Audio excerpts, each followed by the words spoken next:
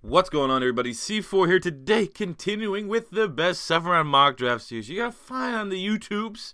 And today we're continuing with the Detroit Lions. We're gonna be looking at free agency, giving out some grades for that. Look at their 2016 draft, kind of seeing, taking a trip down memory lane, but getting an idea of where this organization likes to draft. And then I'm gonna give my hand at my own personal 7-round mock draft to see if we can help the Lions shore up in that NFC North and try to get themselves into a deep playoff run. So last year the Lions 9-7, 21st overall offense, 18th overall defense, not particularly strong on either side of the ball. Where they were strong at is where we're giving the MVP, and that was Matt Stafford, Mr. Fourth Quarter comeback. I don't know how many he had last year. I think they said he broke the record for most fourth quarter comebacks in the season.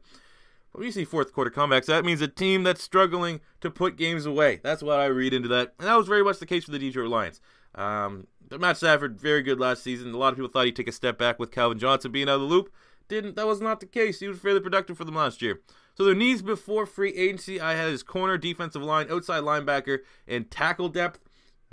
Don't need tackle depth really much anymore, especially the right tackle spot, because in free agency, they signed Rick Wagner to a 5-year, $47.5 million deal, making him the highest paid right tackle in the NFL. Giving that a B+, though. Very solid run blocker for the Baltimore Ravens, and it's a need. It was a need for the Lions, especially after losing Riley Reef. They lost some guys, and who else? They lost Larry Warford in free agency, so two big offensive linemen are down.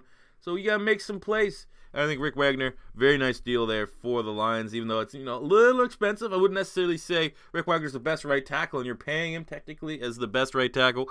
But it's a move they needed to make, and it would be higher if the contract wasn't so expensive. But still, they need to do it.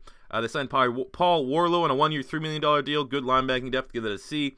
Keem Spence on a 3-year, $10.5 million deal, C. They released DeAndre Levy, which freed upwards of, I think they said if he's designated as a post-June cut, which I assume he is, they got that freed up about $6 million.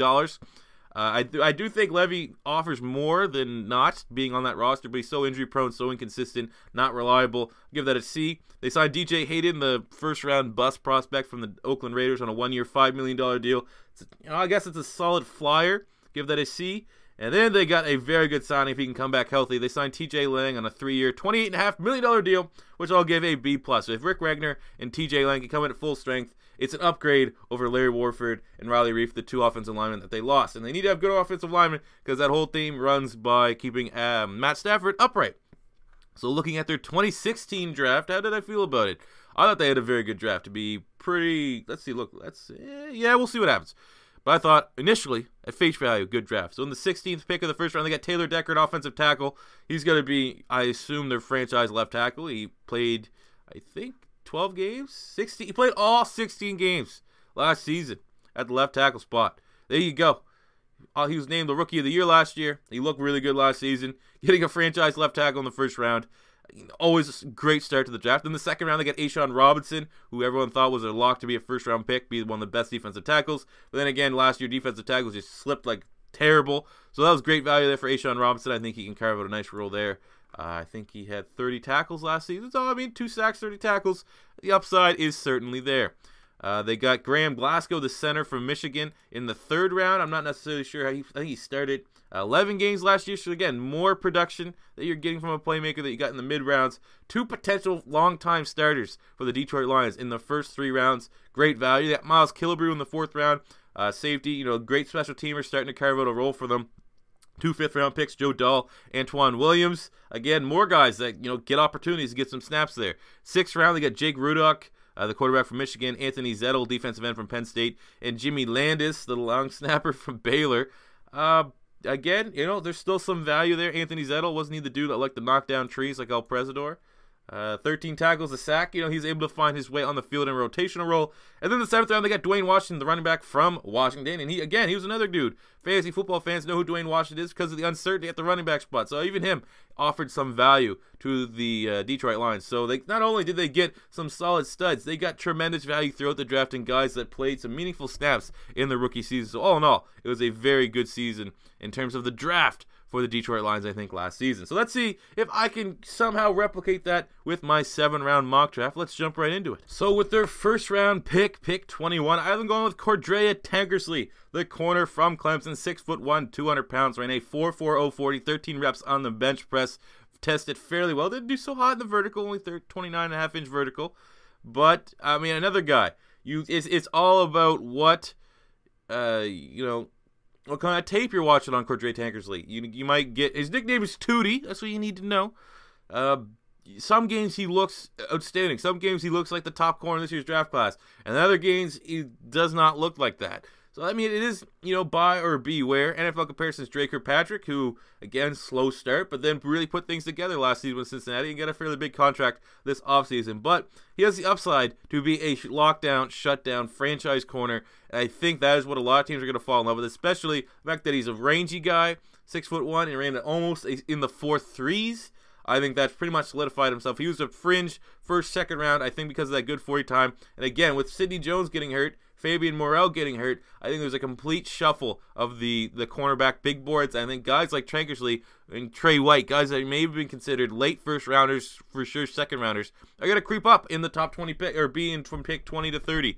I think that's a good pick for the Lions. Looking at their secondary right now, you got DJ Hayden, cannot be your starter. All right, he's done nothing. Darius Slay, one of the best corners in the NFC, but right now DJ Hayden is slated with Nevin Lawson to kind of compete for that second cornerback spot. You got to get another corner in there and a guy that can play right away. And I think Tankersley, he may get burned. That's what happens. If you get Tankersley, he may get burned, but I could see him being good for 4 interceptions next season. And potentially, if he gets enough snaps, especially with Darius Slay on the opposing side, he's got to get a lot of work. He's got to get a lot of balls thrown at him, which may mean a big play against him. He may be the guy that they target, but there's big opportunity for a guy like him with the playmaking ability that he offers to have multiple interceptions. I think it's a solid pick here for the Lions, but it is still a little bit buyer beware. Jump to the second round, pick 53. I've been going with another tremendous value guy, and that is defensive end Carl Lawson. 6'2", 260 pounds, 4'6", 40, 35 reps on the bench press, had a 4.19 20-yard shuttle. A monster, man. The only thing that really wrong with him is his lack of flexibility, which is what you want. And the twitch, he's not the quick, agile, get the initial burst. He's more so, I'm gonna knock you on your ass. I think he would be a good pairing with a more athletic freak type in Ziggy Ansah to really shore up that front four. I mean, Cornelius Washington is currently slated to be their other defensive end here, according to depth chart. I mean, I assume it'd probably more so be Kerry Hyder, who had great production there, a little bit of rotational player last season. But that either or, you still would love to add best player available on the defensive side of the ball in Carl Lawson. Get that defensive line back to where it was when he had Ndamukong Suh and Nick Fairley. I think having a rotation of Carl Lawson, Kerry Hyder at one spot, A'Shawn Robinson-Nata in the interior, and then Ziggy Ansah, that is a very good front four. They need to get after the quarterback. It's the major issue, and the best potential guy that can get after the quarterback, known as an edge rusher to the scouting community, is Carl Lawson in the second round. I think that's excellent value there for the Lions, getting 2 potential defensive studs back-to-back. What are we going to do in the third round? Offense. Third round, pick 85. I have been going with Ardarius Stewart, the wide receiver from Alabama, 5'11", 205 pounds, 4.49 40. This guy here just made big play after big play with Alabama, and I know that he's not as hyped as Calvin Ridley, but I thought, personally, in my opinion, and I've watched, everyone, if you watch college football, watch Alabama games, because they always have the big games on TV, and they always get, the bowl games, and they always go to the championship. Ardarius Stewart looked a little bit more consistent to me than Calvin Ridley. Both these guys, big-time playmaking. They said, I think Stewart had to leave early because he wanted to help his family or something like that, his mother.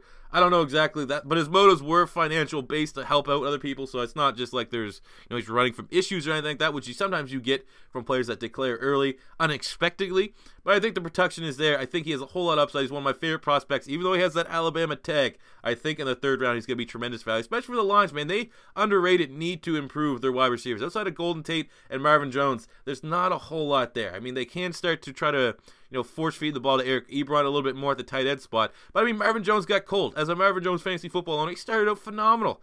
And then he just kind of went cold there a little bit. And it was just pretty much, they never had Marvin Jones and Golden Tate firing all cylinders. So why not bring another guy that can potentially, take over and help to that when one of those guys go cold? Those are always hot and cold plays. There's a reason why these guys left their teams. There's a reason why Tate did not get picked up by Seattle. There's a reason why the Bengals did not re-sign Marvin Jones, because they're not consistently hot. But when they are very hot, when they're so hot like Hansel, they're dominant. They're absolutely dominant. But you need, there's ups and downs. And the more wide receivers you can have that can step up when they're having those down games, the better for the Detroit Lions. I think Ardarius Stewart in the third round would be that fit for me. And he'd fill that need.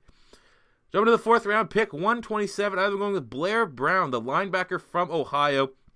5'11", 240 pounds, 4'6", 540, 37-inch vertical, which is very nice to see for a shorter linebacker. 4'18", 20-yard shuttle, which is great speed. Pro comparisons, Gary Brackett, legend, use that term loosely, Colts linebacker. But I do think, Jesus, maybe the most instinctive inside linebacker in this year's draft class. Very strong, can get through blocks, high tackle production for Ohio. The issue with him slipping really is his, the athletic traits, but a 4.65 is not a bad time at all. I think he's a big-time thumping interior linebacker. You saw the Paul Warlow. That's kind of a Band-Aid. What do you got outside of that? Nick Ballore came in for depth. I think in the 4th round, you get a guy with upside that can eventually cover out a role potentially in that offense. Antoine Williams was phenomenal for us in our Detroit Lions realistic rebuild. I have no idea what he's going to really offer in real life to that Lions team. So as I'm looking at the roster right now, I think linebacking depth should be a position of need, and Blair Brown is the top outside. Well, I don't think he had good tackles for loss. I don't think really in the scheme. They have currently on our lads, which is not something to hold it, as gospel, Paul Warlow as an outside. I guess the Lions are into playing inside linebackers outside, but Blair Brown is an inside linebacker that should be able to cover a depth role really, really early for that team, and that's good value to improve and shore up that linebacking core for the Detroit Lions. Jumping to the 5th round, pick 165. I have to go with Eric Magnuson, the interior offensive guard from Michigan, 6'6", 305. Just, he played tackle, could play inside, could play outside. Incredible versatility, which is what you like to look for in rounds 5 to 7 for offensive linemen. Guys that are just going to find a way to make your team, because if someone gets hurt, which happens every single year, they can play guard, they can play tackle, and that's what you can do. You're not going to get, obviously, center. Sorry, he's not going to be able to play guard. But, even look at this. It even says here on his scouting profile that he can play center, which I don't think he played very much center at all with Michigan. But interior offensive lineman adds some depth right there to compete with Corey Robinson. He can come in and compete with Joe Dahl, Graham Glasgow. I do think right tackle could look at some depth perhaps behind Rick Wagner, but I do think Detroit Lions put great emphasis on having solid depth to their offensive line, and Magnuson could be another guy that's incredibly versatile and can work all over that offensive line. Jumping to pick 6, where they have 2 6th-round picks. The first one, pick 205. I'm going with Ashton Lampkin, the corner from Oklahoma State. 6 feet tall, 190 pounds, 4'5", 240, 19 reps on the bench press. Just, another solid playmaker. Probably will contribute early on in special teams if he makes the final 53. But big-time physical corner. He could, the only thing that sucks with him is he doesn't want to help on the run. But that's one of those traits that when people say, oh, he's just crap against the run, it makes you really he's a corner. I always think it's like an added bonus if they can come in and contribute against the run, not a requirement. But it all depends on how your defense wants to be run. But I think the depth, like I said, TJ Hayden's your starter. You get Cordrea Tankersley in the first.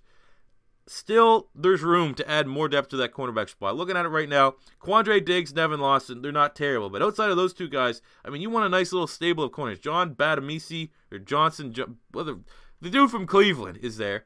Alex Carter, Ian Wells, Darius Burns, Charles Washington. Those guys are getting cut. So bringing in a guy like Lampkin, get some young blood. Get the young calf in there. And his name is Lampkin in the 6th round. Potentially, like I said, special teamer. That's what you're getting here in the 6th round, and potential depth for the secondary. Jumping to the 2nd 6th round pick 215. I'm going with E1, a.k.a. Juan Price. 5'11", 240 pounds, edge rusher, outside linebacker, whatever you want to call him, from Pitt. 4'8", 440, 28 reps on the bench press.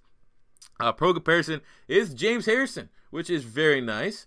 But, James Harrison is more of his size.